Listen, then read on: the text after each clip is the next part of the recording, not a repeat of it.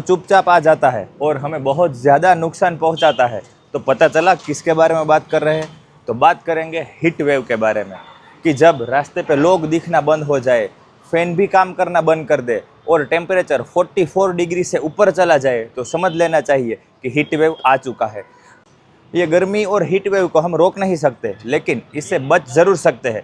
तो आज मैं आपको बताऊंगा कि ये हीट वेव से कैसे बचा जा सकता है। पानी ही जीवन है, पानी को गिनिए मत, बस पीते रहिए। आप घर में हो या बाहर हो, पानी की बोतल साथ में रखिए और पानी पीते रहिए। नारियल पानी, नींबू पानी और बटर मिल्क, ये सुपर हीरो ड्रिंक कहलाते हैं। ये पीते रहिए और आपकी बॉडी को हाइड्रेट करते रहिए। डायरेक्ट सनलाइट में आने से बचिए।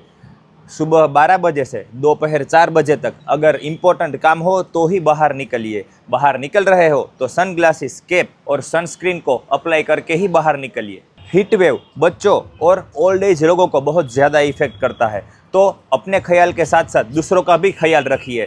जो ओल्ड एज है और बच्चे हैं उनको कॉल करके पूछिए, उनकी हेल्थ पूछिए और उनका ख्याल रखिए और अपना भी ख्याल रखिए। तो इस गर्मी में ये मौसम को ही नहीं, लेकिन अपने बिहेवियर को भी थोड़ा कूल बनाइए। अपने आप का ख्याल रखिए, दूसरों का ख्याल रखिए। Stay cool, stay healthy.